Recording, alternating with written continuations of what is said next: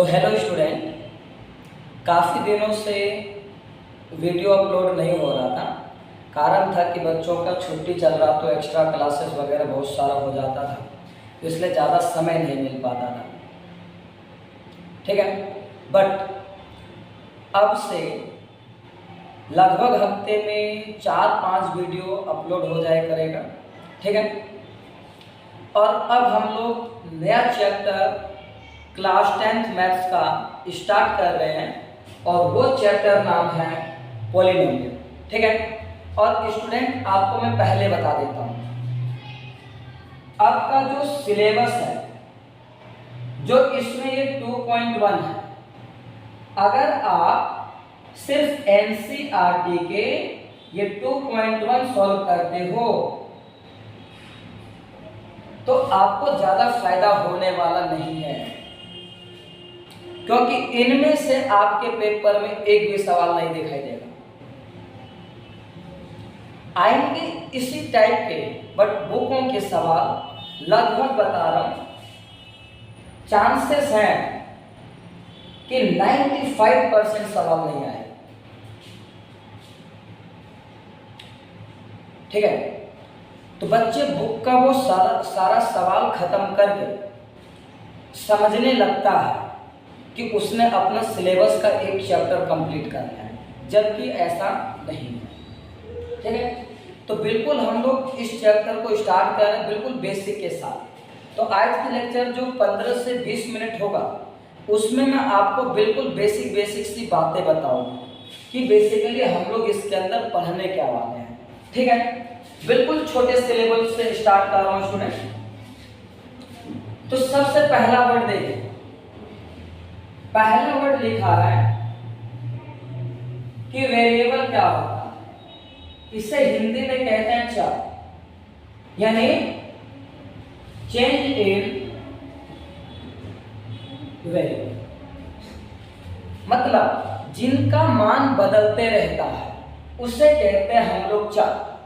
Example, जैसे सोचो कि मैंने किसी व्यक्ति को x रुपए दिए, तो वो x रुपए क्या हो सकता है, कुछ भी हो सकता है, 5, 10, 20, 50, 100, 1000 कुछ भी हो सकता है। तो ये x की वैल्यू बदल रही है, तो ऐसे वाले को कहते हैं हम लोग वेरिएबल। और जो मैथ्स में फेमस वेरिएबल है वो क्या है, x, y। ये ज्यादा फेमस है, z भी है, बट ज्यादा हम लोग यूज जो कर रहे होते हैं 10th लेवल पे, x और y ज्यादा वेरिएबल यूज होता है। ठीक है, सेकेंड, वेरिएबल के बाद होता है कांस्टेंट, और हम इसे कहते हैं अचर। कांस्टेंट का मतलब हो गया एनी नंबर, यानी किसी भी प्रकार का नंबर, 1, 2, 3, 10, 20, 50, 100, 1000 कुछ भी नंबर को बेसिकली हम लोग कहते हैं कांस्टेंट। ठीक है,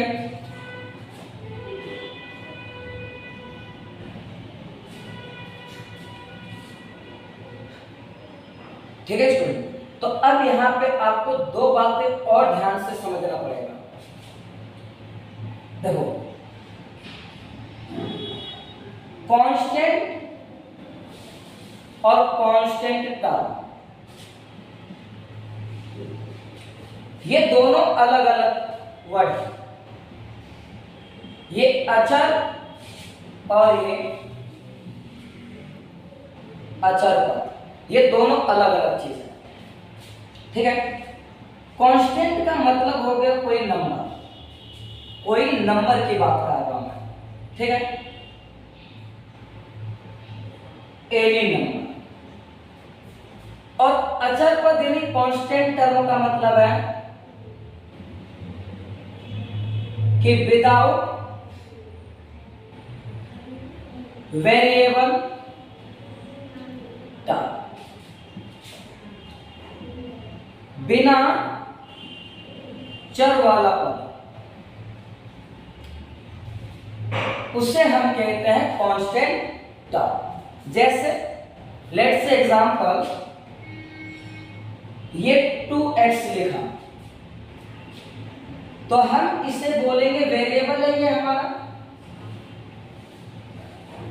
और specially I am talking about two, तो टू आप यहां पे बोल सकते हो कांस्टेंट यानी अचर।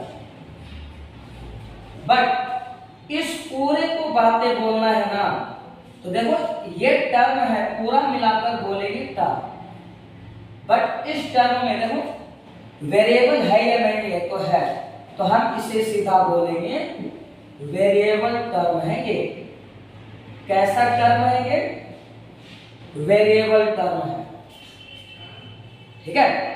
बट इसी में हम लोग ऐसा देते तो ये कांस्टेंट तो है, कांस्टेंट तो है, बट देखो क्या इसके साथ कोई वेरिएबल लगा हुआ है? नहीं लगा हुआ है, तो हम इसे बोल सकते हैं कांस्टेंट टर्म, कांस्टेंट टर्म, ठीक है स्टूडेंट, यानी अचर पद। तो अगर मैं आपसे इसमें कुछ इस प्रकार से लिख के दूं, तो देखो दो को कांस्टेंट बोल सकते हैं बट कांस्टेंट टर्म नहीं, तीन को कांस्टेंट बोल सकते हो कांस्टेंट टर्म नहीं। कारण क्योंकि तीन के साथ वेरिएबल भी है, और कांस्टेंट टर्म क्या होता है? Without variable term. क्या 6 कांस्टेंट है? यस, 6 कांस्टेंट है, साथ ही साथ ये क्या है? कांस्टेंट टर्म भी है। कारण क्योंकि इसके साथ वेरिएबल नहीं लगा है। अमूमन स्टूडेंट ये होता है, बट बताने वाले बिना इसको बोल देंगे सीधा सीधा कांस्टेंट। तो ये एक सीधा सीधा कांस्टेंट नहीं है, कांस्टेंट के साथ साथ में कांस्टेंट टर्म भी है स्टूडेंट। इससे बड़ी प्रॉब्लम होती है, सिचुएशन है। कांस्टेंट और कांस्टेंट टर्म को आइडेंटिफाई कर लो बहुत क्लैरिटी के साथ, ठीक। आई होप, ये उम्मीद है कि आप ये बातें समझ रहे हो। तो नेक्स्ट देखिए, ये एक्सप्रेशन, और ये हिंदी में होता है व्यंजन। तो एक्सप्रेशन क्या होता है? Relation between variable, relation between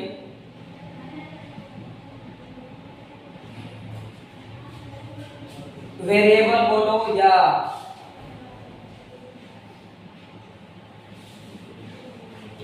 constant term, या पूरा वेरिएबल वेरिएबल होगा या वेरिएबल के साथ कांस्टेंट टर्म हो, या दोनों ही, कोई दिक्कत नहीं। जैसे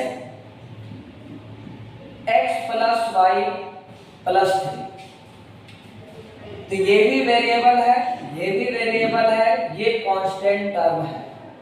तो इनमें क्या संबंध है कि ये तीनों चीजें प्लस में लिखा गया है, यानी हम इसे बोलेंगे पूरे को एक्सप्रेशन बोलेंगे, एक्सप्रेशन, ठीक।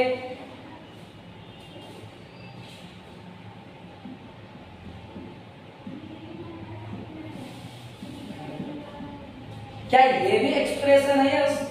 तो इसमें वेरिएबल में क्या रिलेशन है? देखो कि जितने भी वेरिएबल है वो सभी किस में लिखे हुए हैं? प्लस में लिखे हुए हैं। तो इनमें भी कुछ रिलेशन है, ठीक है। तो इस पूरे को नाम दिया जाएगा एक्सप्रेशन। यानी आप ऐसा कुछ भी लिखें, ऐसा, तो इसका नाम क्या होने वाला है? एक्सप्रेशन, ठीक है। हो, या आप ऐसा भी बोल सकते हो कि एक्सप्रेशन मतलब अगर इक्वल का साइन इन्वॉल्व नहीं है, अगर इक्वल का साइन नहीं आया तो आप उसे बोल सकते हो एक्सप्रेशन। तो देखो क्या इसमें इक्वल का चिन्ह है क्या? कहीं नहीं, तो इसे आप बोल सकते हैं एक्सप्रेशन। क्या इसमें इक्वल का चिन्ह आए क्या? कहीं नहीं, तो इसे क्या बोल सकते हैं? एक्सप्रेशन। क्या इसमें कहीं इक्वल का चिन्ह आया क्या? नहीं, तो इसे बोल सकते हैं एक्सप्रेशन। तो और अगर आपको एक्सप्रेशन समझना है तो और आसान बात क्या बता दिया कि एक ऐसा रिलेशन जो इक्वल इन्वॉल्व होल्ड नहीं करता, एक ऐसा रिलेशन जिसके अंदर इक्वल का साइन नहीं आता हो, उसे हम लोग कहते हैं एक्सप्रेशन यानी व्यंजक। ठीक है स्टूडेंट? ओके।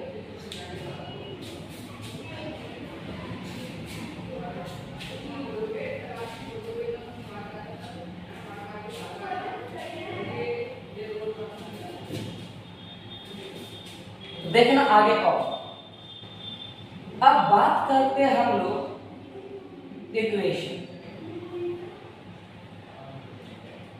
यानी हिंदी में इसे बोलते हैं समीकरण। तो इक्वेशन या समीकरण क्या है? इसको कभी कभी हम लोग शॉर्ट भाषा में e की पावर n भी लिख देते हैं। ठीक है?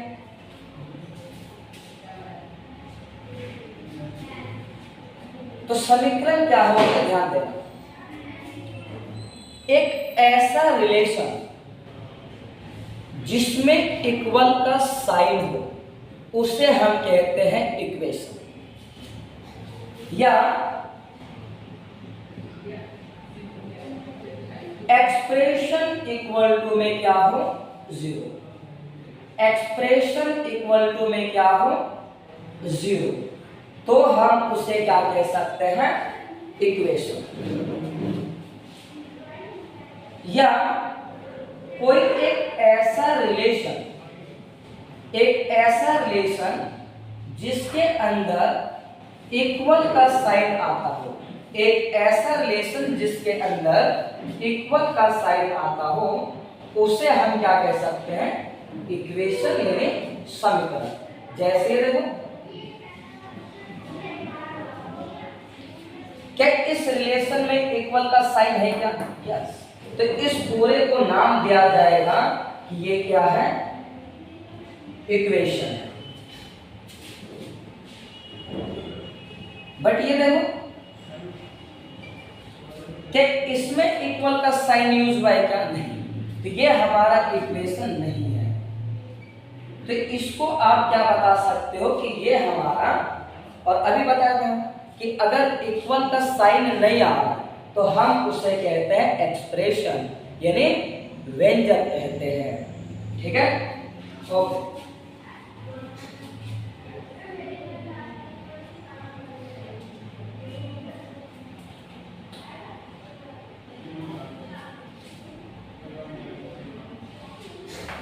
ये बात उम्मीद है कि समझ चुके हैं चीजें।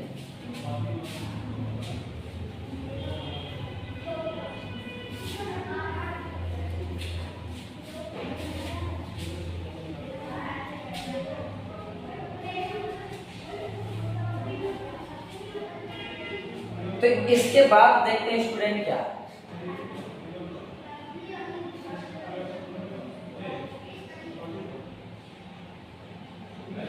अब हम लोग समझते हैं पॉलिनोमियल।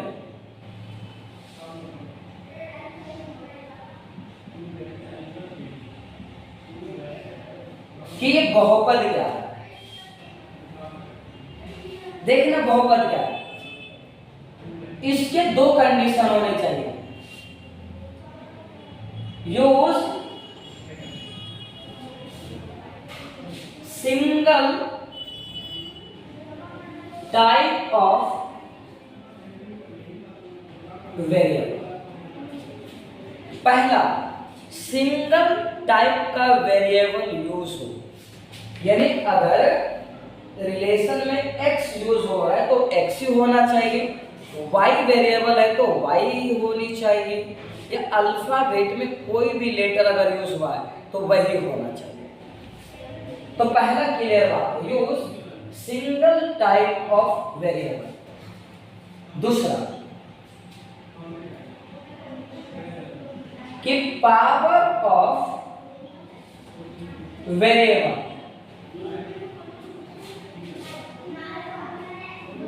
ऑलवेज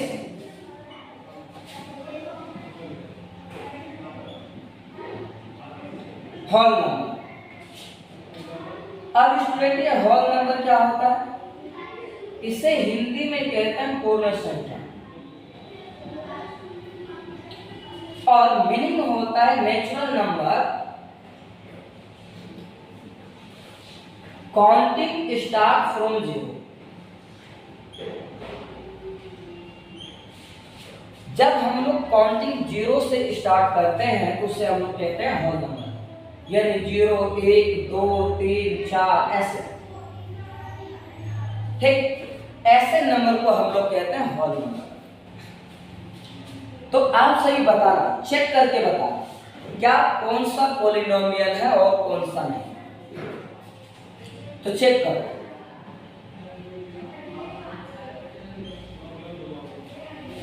क्या ये पॉलिनोमियल है? तो पॉलिनोमियल ध्यान देना क्या कहते हैं, और ये दोनों कंडीशन यूज होना जरूरी है तभी पॉलिनोमियल बोलेंगे। और अगर दोनों में से कोई भी कंडीशन सेटिस्फाई ना हो तो आप उस केसेस में पॉलिनोमियल नहीं बोलोगे। देखो कहते हैं सिंगल टाइप का वेरिएबल यूज होना चाहिए। फिर इसमें कितने टाइप का वेरिएबल है? एक ही टाइप का वेरिएबल है, वो भी x। ठीक है, और power of variable always whole number. तो वेरिएबल की पावर क्या है? 2 है। तो क्या 2 होल नंबर में आता है क्या? यस। दोनों कंडीशन सेटिस्फाई हो रहा है तो इसका मतलब ये क्या है? पॉलिनोमियल है। ठीक, जैसे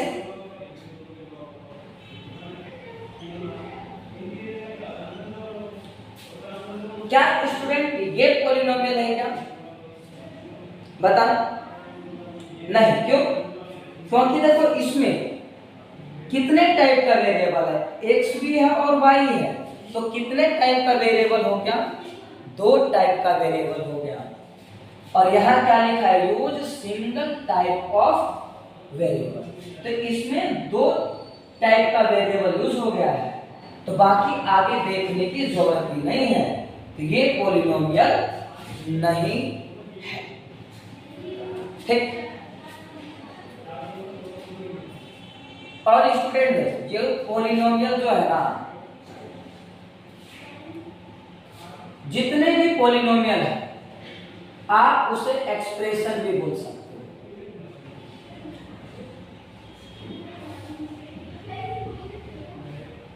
ठीक, क्या ये पॉलिनोमियल है? यस, कारण क्योंकि इसमें सिंगल टाइप का वेरिएबल यूज हुआ है, सिंगल टाइप का वेरिएबल यूज हुआ है, और वेरिएबल की पावर भी होल नंबर में आता है, इसीलिए ये भी क्या है? पॉलिनोमियल है। तो स्टूडेंट बताओ, रूट एक्स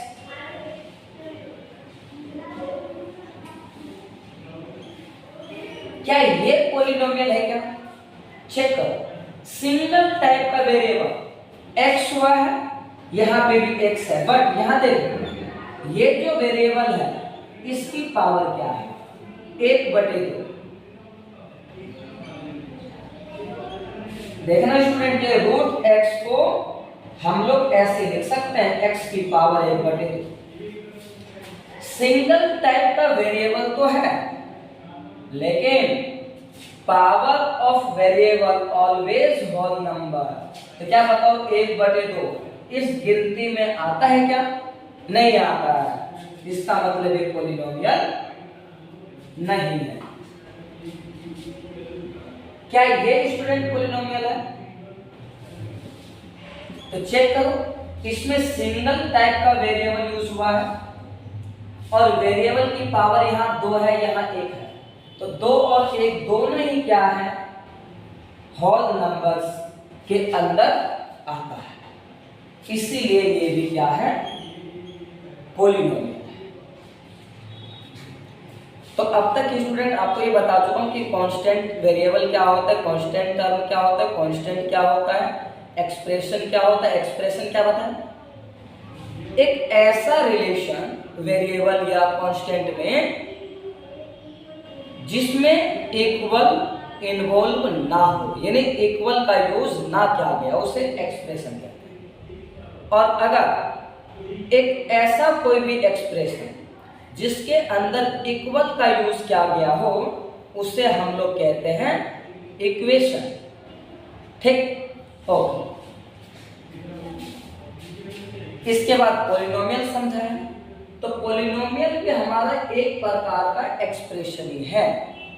पॉलिनोमियल भी एक प्रकार का एक्सप्रेशन है।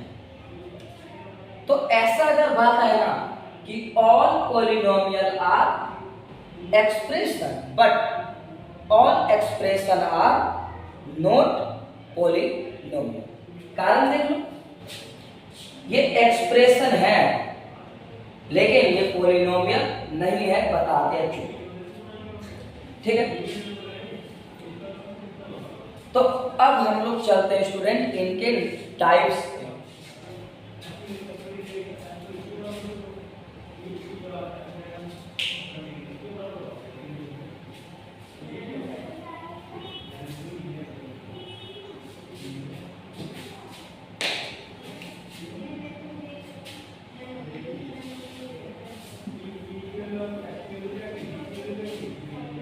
तो हम लोग ये वाला पार्ट सीखेंगे।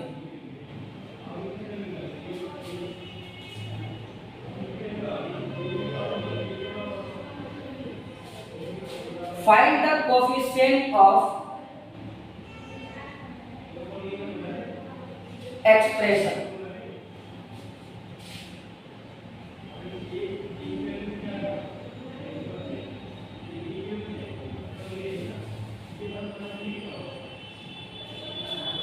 Find the coefficient of expression.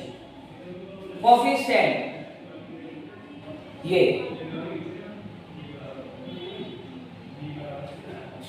तो देखिए स्टूडेंट, मैंने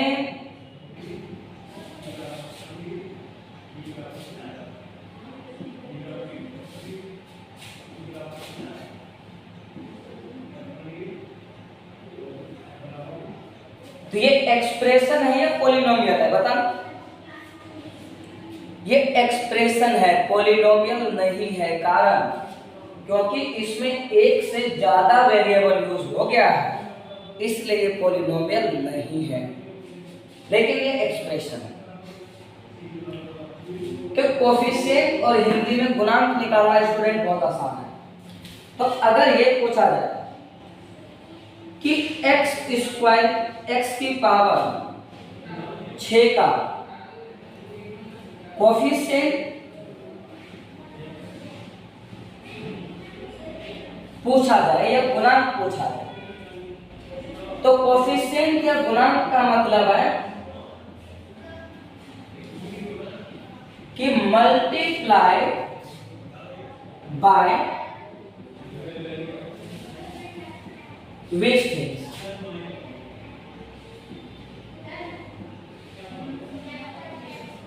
तो गुणांक या किसी का गुणांक निकालना हो या कोएफिशिएंट निकालना हो, तो इसका मतलब है किससे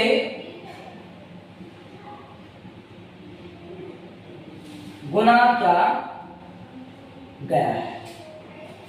यानी x की पावर 6 का कोएफिशिएंट या गुणांक निकालना है, तो ये पता करो कि x की पावर 6 को किससे गुणा किया जा रहा है। तो देखो x की पावर 6 को किससे गुणा किया जा रहा है? 4 से, प्लस 4 से। तो x की पावर 4 का गुणांक तो क्या होगा? प्लस 4। ये पूछे कि y का कोएफिशिएंट बताओ, किसका? y का कोएफिशिएंट बताओ, यानी गुणांक। तो इसका मतलब है ये चेक करना कि y को किससे मल्टीप्लाई किया जा रहा है। तो y को देखो किससे मल्टीप्लाई किया जा रहा है? -7 से। तो क्या आंसर आएगा? -7। और अगर मैं यहां पूछूं कि y की पावर 7 का गुणांक बताओ, कोफिशिएंट बताओ।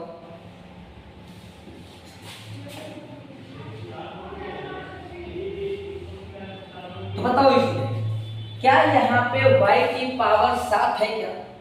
नहीं है। तो फिर इसका गुणांक क्या हो जाएगा? 0। कारण क्योंकि इसमें तो y की पावर 7 नहीं है। बट अगर आप लिखना चाहते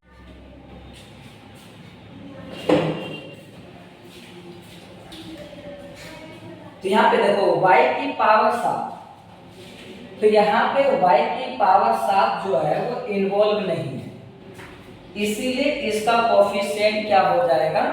0। 0 इसलिए हो गया क्योंकि अगर आप y की पावर 7 लिखना चाहते हो ना बच्चे, तो आप ऐसे नहीं लिखोगे।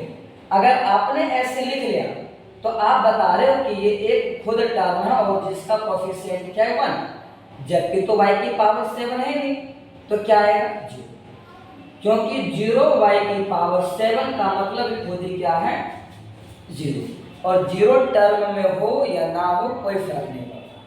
ठीक है, तो इस तरीके से हम लोग निकालते हैं कोफिशिएंट। ओके, ठीक है।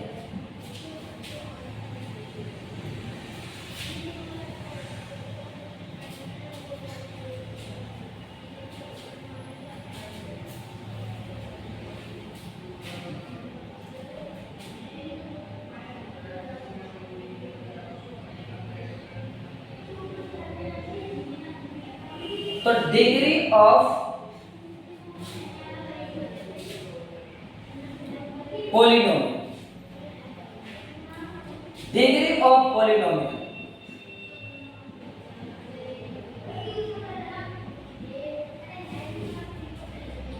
तो डिग्री ऑफ पॉलिनोमियल कैसे निकलता है? Maximum power of a variable, यानी maximum power of a variable को हम लोग कहते हैं डिग्री ऑफ पॉलिनोमियल। यानी चर की अधिकतम घात को, चर की अधिकतम घात को क्या कहते हैं? Degree of polynomial. ठीक है, जैसे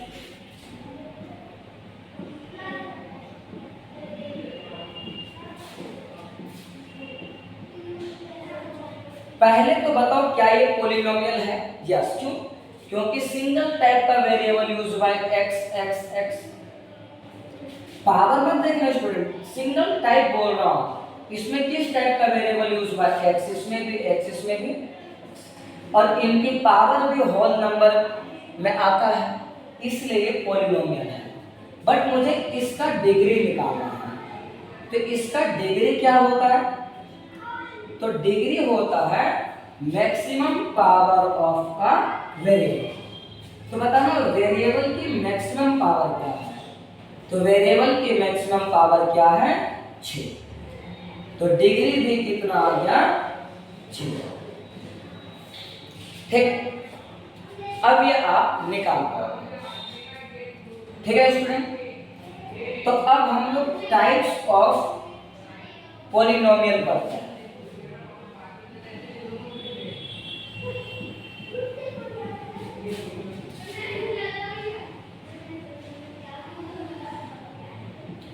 और ये जो टाइप्स ऑफ पॉलिनोमियल होता है ये डिफाइन किया जाता है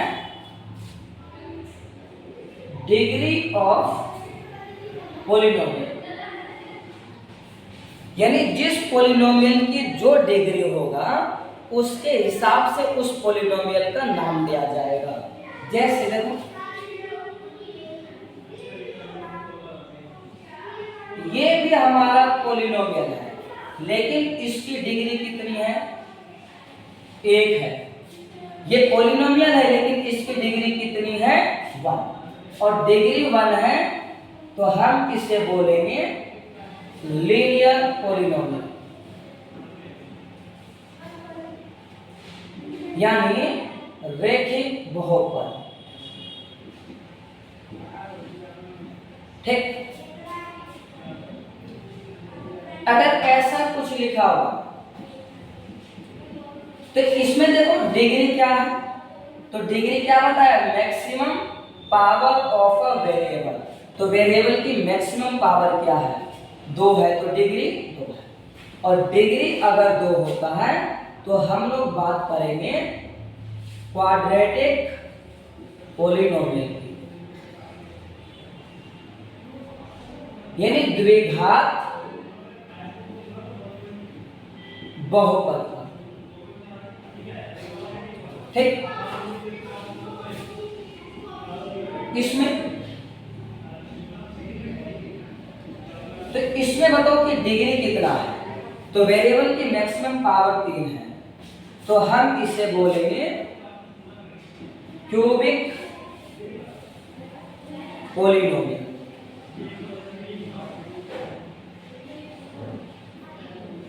यानी त्रिघात बहुपद।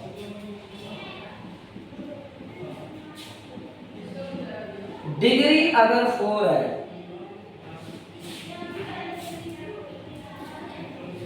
तो इसे पढ़ते हैं बाय क्वाड्रेटिक पॉलिनोमियल। ठीक है। देखो बाय का मतलब वैसे तो द्विघात होता है, और इसका हिंदी में प्रॉपर मुझे नाम नहीं पता। बाय का मतलब द्विघात और क्वाड्रेटिक पॉलिनोमियल का मतलब हो सकता है द्विघात बहुपद।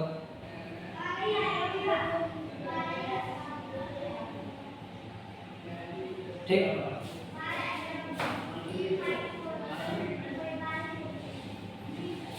बट अब मैं आपसे पूछ रहा हूं, 4 इसकी डिग्री कितनी है, इसकी डिग्री कितनी है, बताना जरा इसकी डिग्री कितनी है। तो आप सभी का पता है जवाब क्या आएगा भाई। ये पहली बात, ये तो पॉलिनोमियल है ही नहीं, ये तो पॉलिनोमियल है ही नहीं, तो इसकी डिग्री कैसे निकालेंगे।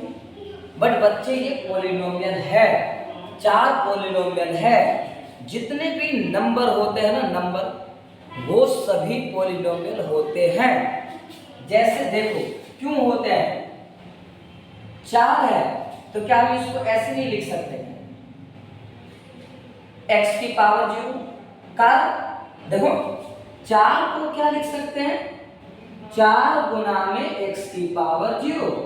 और आपको पता है कि किसी की भी पावर अगर आप 0 रखते हो तो वैल्यू कितनी आ जाती है, 1। तो ये अभी भी क्या है, 4 ही है। बट वेरिएबल की अब मैक्सिमम पावर क्या है, 0। तो ऐसे पॉलिनोमियल को हम लोग बोलते हैं कांस्टेंट पॉलिनोमियल। कांस्टेंट पॉलिनोमियल, अचर बहुपद। और ऐसे वाले को फिर क्या बोलते हैं, 0 को। बोलो 0 को क्या बोलते हैं, तो 0 भी हमारा पॉलिनोमियल है। तो क्या स्टूडेंट आप इसकी डिग्री ऐसे बताओगे क्या, जैसे हमने लिखा ऐसे। तो इसकी भी डिग्री क्या होनी चाहिए अकॉर्डिंग टू यू, क्या 0 होना चाहिए। तो पहले बच्चे ध्यान देना, ये 0 कोई टर्म ही नहीं है, 0 कोई टर्म ही नहीं है। ठीक है, इसलिए इसकी जो डिग्री है वो नॉट डिफाइंड है, इसकी डिग्री नॉट डिफाइंड है। ठीक। बट इसका अगर नाम दिया जाए तो हम इसे कहते हैं 0 पॉलिनोमियल, यानी शून्य बहुपद।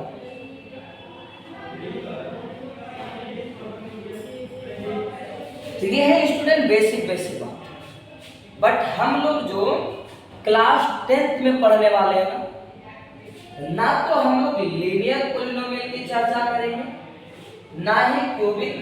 क्यूबिक का पहले अगर ये डिलीटेड सिलेबस नहीं होता तो हम लोग क्यूबिक पॉलिनोमियल की भी चर्चा कर रहे होते हैं, बट फिर भी इसमें जो सबसे ज़्यादा इम्पोर्टेंट बात होगा वो भी बता देंगे। बाकी हम लोग बाई क्वाड्रेटिक का भी यूज नहीं करेंगे, कांस्टेंट पॉलिनोमियल का भी यूज नहीं होगा, ये zero polynomial, linear polynomial use नहीं होगा। बाकी आपको इस चैप्टर में जो पढ़ना है वो सारी बातें क्वाड्रेटिक पॉलिनोमियल के लिए पढ़ना है। तो नेक्स्ट क्लास में हम लोग सीधा सीधा स्टार्ट कर देंगे क्वाड्रेटिक पॉलिनोमियल से ही, ठीक है।